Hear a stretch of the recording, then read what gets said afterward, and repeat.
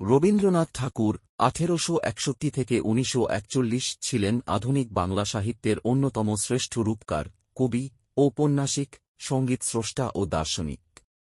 1861 সালের 7 মে, 25 বৈশাখ 1268 বঙ্গাব্দে কলকাতার জোড়াসাঁকোর ঠাকুর পরিবারে জন্ম নেওয়া এই মনীষী 1913 সালে প্রথম এশীয় হিসেবে সাহিত্যে নোবেল পুরস্কার লাভ করেন।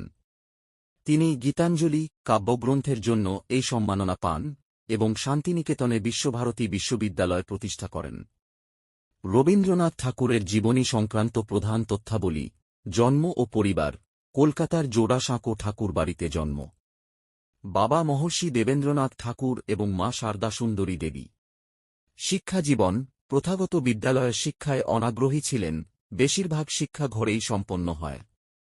সাহিত্যকর্ম, কবিতা, ছোট গল্প, উপন্যাস, নাটক, প্রবন্ধ এবং প্রায় 2000-এর বেশি গান, রবীন্দ্রসঙ্গীত রচনা করেছেন। উল্লেখযোগ্য কাজের মধ্যে গীতাঞ্জলি, গোরা, ঘরে বাইরে, রক্তকরবী ইত্যাদি অন্যতম। নোবেল পুরস্কার। 1913 সালে গীতাঞ্জলি কাব্যগ্রন্থের ইংরেজি অনুবাদের জন্য সাহিত্যে নোবেল পুরস্কার পান। জাতীয় সঙ্গীত।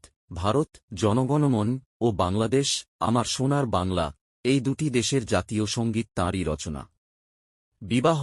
1883 সালে মৃণালিনী দেবীর সঙ্গে বিবাহবন্ধনে আবদ্ধ হন। শান্তিনিকেতন ও বিশ্বভারতী। 1901 সালে শান্তিনিকেতনে ব্রহ্মচর্যাশ্রম প্রতিষ্ঠা করেন, যা পরে বিশ্বভারতী বিশ্ববিদ্যালয়ে রূপান্তরিত হয়। মৃত্যু। 1941 সালের 7 আগস্ট, 22 শ্রাবণ, 1348 বঙ্গাব্দে কলকাতায় পরলোকগমন করেন। রবীন্দ্রনাথ ঠাকুর কেবল সাহিত্যের ক্ষেত্রেই নন, ভারতীয় শিল্প, সংস্কৃতি ও শিক্ষা ব্যবস্থায় গভীর প্রভাব রেখে গেছেন।